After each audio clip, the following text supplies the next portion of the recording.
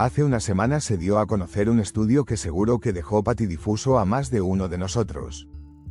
Y es que, según la revista británica The Economist, España fue la economía con mejor desempeño entre los países miembros de la OCDE en 2024. Según el prestigioso medio, España destacó en los siguientes aspectos. 1. Crecimiento económico. El PIB español creció cerca del 3,5% en 2024, solo superado por Israel y Grecia. Este crecimiento fue impulsado por un mercado laboral sólido y altos niveles de inmigración, que elevaron la producción económica. 2. Bajo desempleo. La tasa de desempleo en España se redujo en 0,7 puntos porcentuales, alcanzando su nivel más bajo en más de una década. 3. Moderación de la inflación. La inflación en España se mantuvo controlada, con una tasa estable del 2,4%, lo que la situó en la 12ª posición entre los países evaluados. 4. Comportamiento de su bolsa nacional. El mercado de valores español experimentó un crecimiento del 24% en el último año, situándose como uno de los mejores índices del mundo en este periodo.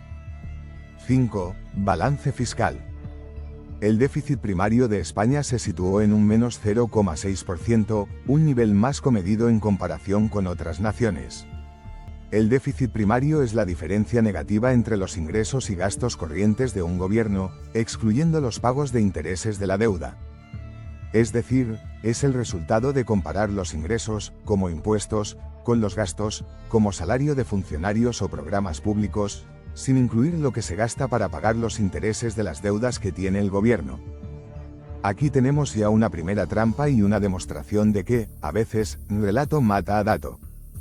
En el vídeo de hoy vamos a analizar brevemente estos datos para dirimir si la economía española está, de verdad, tan fuerte como realmente dicen. Veremos cuál ha sido la trayectoria a largo plazo del IBEX 35 para dilucidar si es un mercado confiable para invertir en él nuestro futuro, y veremos cómo está compuesto el índice y cuáles podrían ser las empresas más sólidas para invertir con confianza. Comenzamos.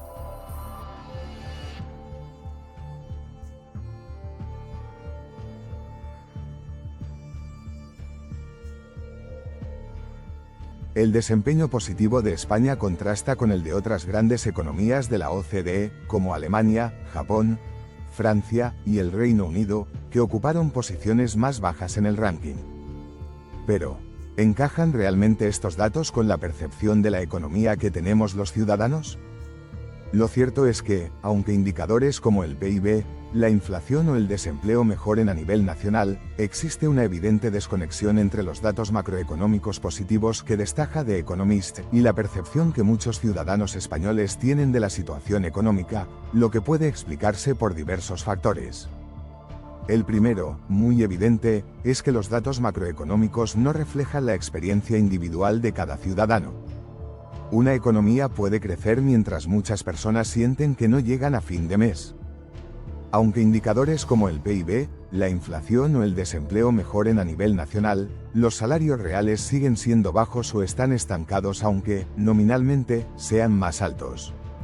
El coste de la vida, especialmente los productos básicos como vivienda, alimentos y energía, han estado subiendo más rápido que los ingresos.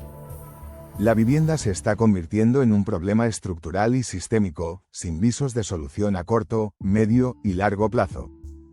El mercado inmobiliario, especialmente en las grandes ciudades, ha experimentado un fuerte encarecimiento de precios. Esto afecta directamente al bienestar diario de las personas. La escasa oferta de viviendas para arrendar debido a una ley draconiana para los propietarios, se ha traducido en subidas del alquiler de entre un 10 y un 20% anual en las zonas más tensionadas de Madrid, Barcelona o Baleares, creando una dificultad añadida para que los jóvenes se emancipen. ¿Qué le importa a nadie que el PIB pueda crecer un 3% cuando la mitad del sueldo se va en alquiler, y cada año el trozo del pastel a pagar se hace más grande?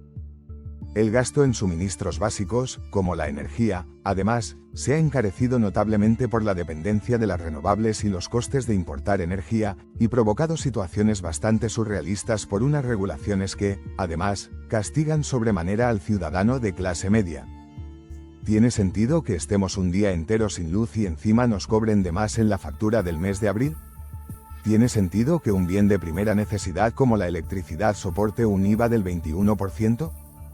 Cambiando de tercio para tratar de no desmoralizarnos demasiado, los datos de empleo también se antojan bastante engañosos. El empleo es frecuentemente precario, con contratos temporales, parciales o mal remunerados.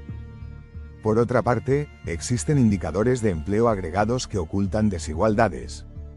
El crecimiento económico español está concentrado en sectores muy específicos, especialmente en el turismo y las exportaciones, mientras otros sectores están estancados o en clara decadencia. Otro dato a tener en cuenta es la desigualdad territorial. Comunidades con mucho dinamismo como Madrid, Baleares o el País Vasco, chocan de frente con otras estancadas como Cataluña, y otras en claro retroceso como la España vaciada, la España rural que representan Extremadura, o las dos Castillas. Dos mundos, dos velocidades. Esta bipolaridad se manifiesta también en una brecha generacional cada vez más ancha. Los jóvenes tienen más dificultades económicas que generaciones anteriores. Tener un trabajo ya no te garantiza no ser pobre, ni acceder a una vivienda digna. Estamos ante la primera generación que cree que vivirá peor que sus padres, y la primera que muestra desconfianza estructural en el sistema y desafección ante la política. Muchos ciudadanos sienten una desconfianza profunda hacia los mensajes oficiales o internacionales sobre la recuperación económica, sobre todo si su experiencia diaria contradice esos mensajes. Hay una percepción extendida de que las élites políticas y los medios están desconectados de la realidad y que están más por velar por sus propios intereses que por el de los ciudadanos. Las comparaciones con otras épocas son, sencilla y llanamente, odiosas.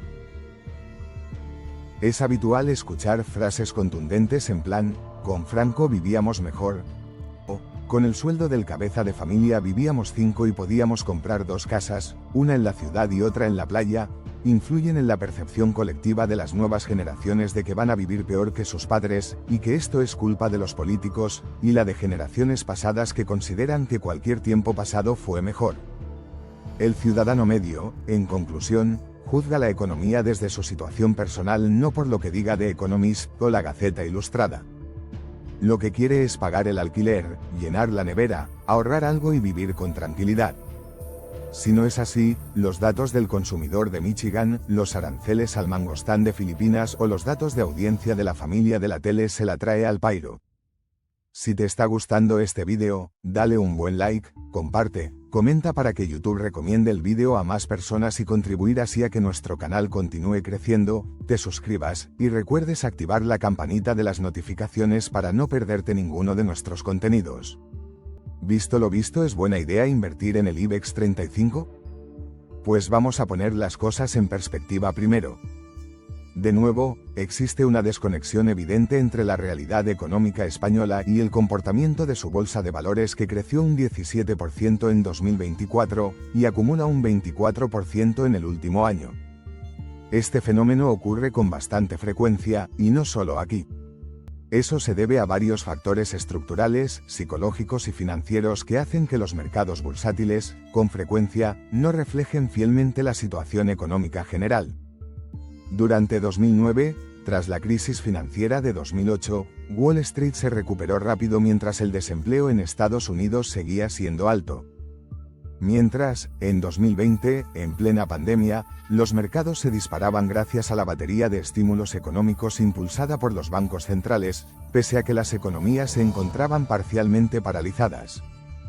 La bolsa anticipa el futuro, no refleja el presente. Los inversores más avezados operan en función de expectativas futuras, no en función de la situación actual.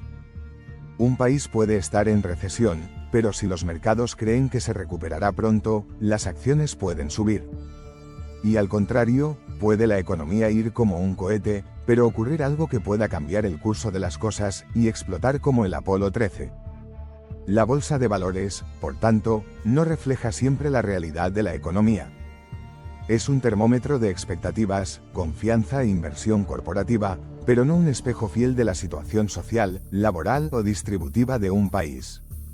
Las empresas pueden ser rentables y subir en bolsa, mientras recortan personal, bajan salarios o automatizan procesos. Eso beneficia al accionista y al empresario, pero no al trabajador ni al consumidor.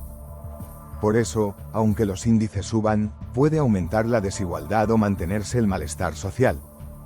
Los índices bursátiles, adicionalmente, están formados por un grupo limitado de grandes empresas, muchas veces multinacionales.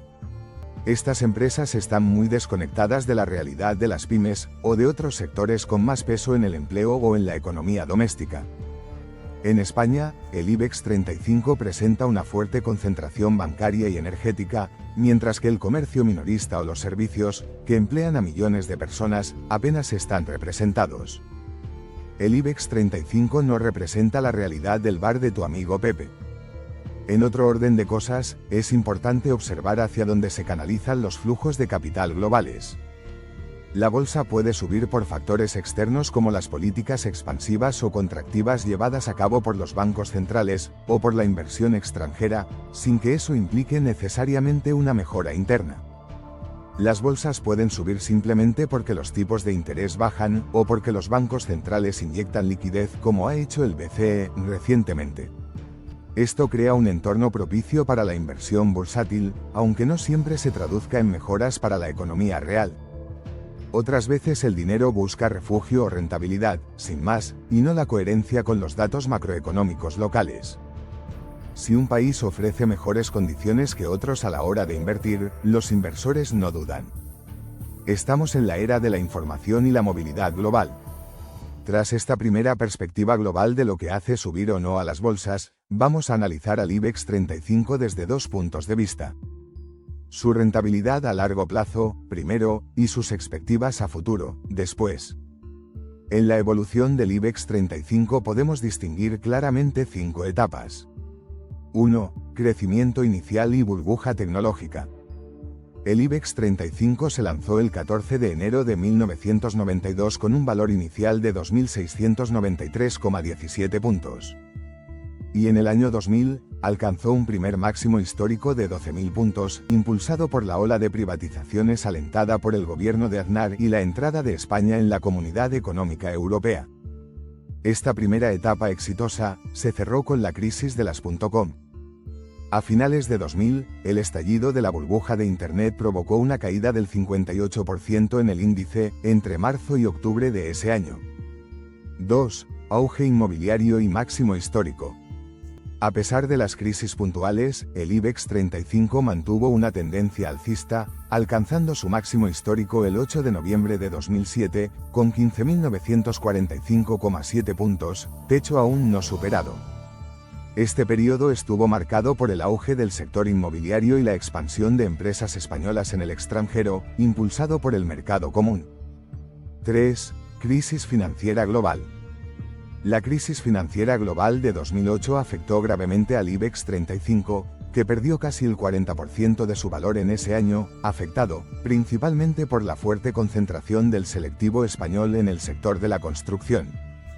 En 2012, el índice tocó su mínimo desde el año 2000 en los 5.956,30 puntos, debido a la crisis de deuda en la zona euro y la recesión económica en España.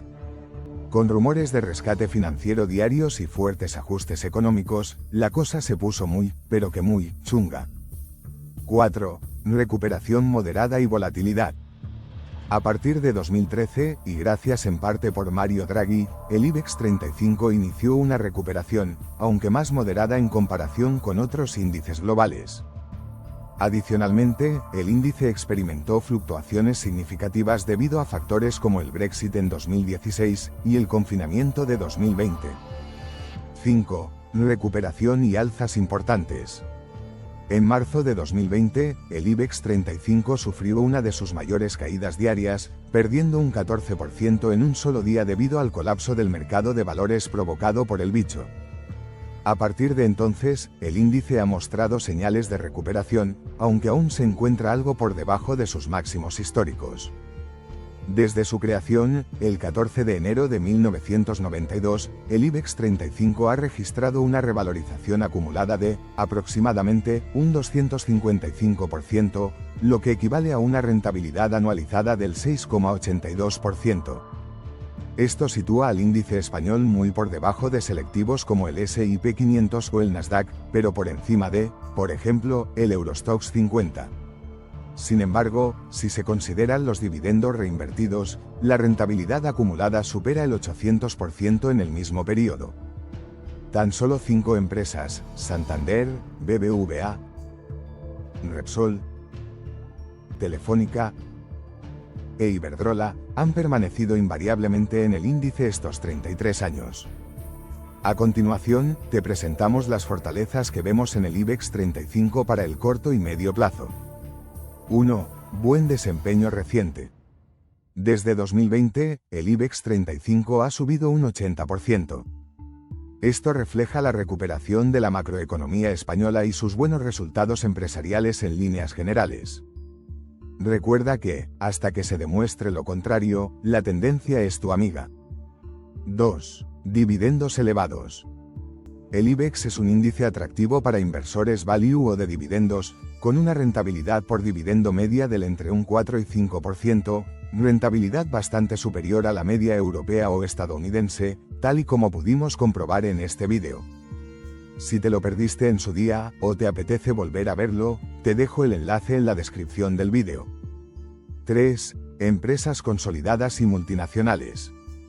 Muchas empresas del IBEX, como sus 5 bancos, o el gigante textil Inditex, tienen fuerte presencia internacional, especialmente en Latinoamérica, pero también en Europa, Estados Unidos, y cada vez más en países emergentes, lo que les da resiliencia y diversificación geográfica.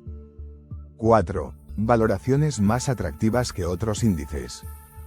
En comparación con el S&P 500 o el DAX alemán, por poner 2 ejemplos, el IBEX 35 cotiza a múltiplos más bajos, lo que puede ofrecer margen de revalorización si el mercado global mantiene el optimismo. En la parte de las debilidades podemos destacar: 1. Fuerte concentración en 2 sectores. La composición sectorial del IBEX es poco diversificada. La banca y la industria de la energía pesan, en conjunto, más del 50% del total del índice.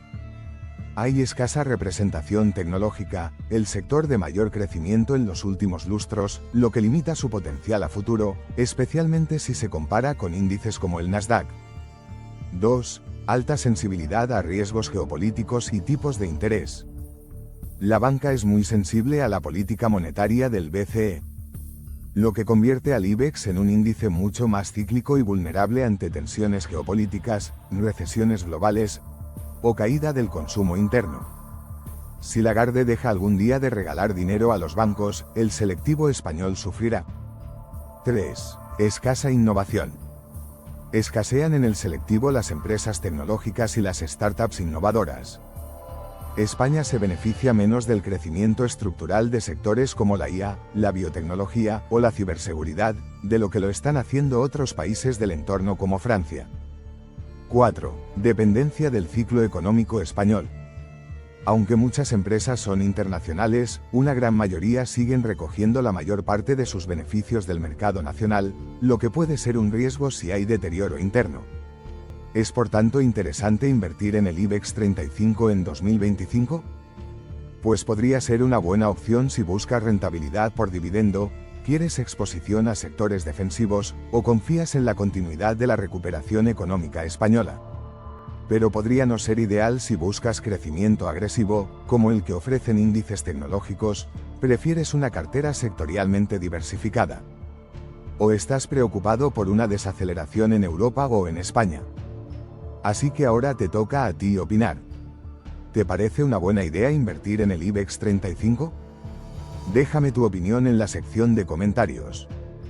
Invertir en conocimiento paga el mayor dividendo y no exige comisión a cambio.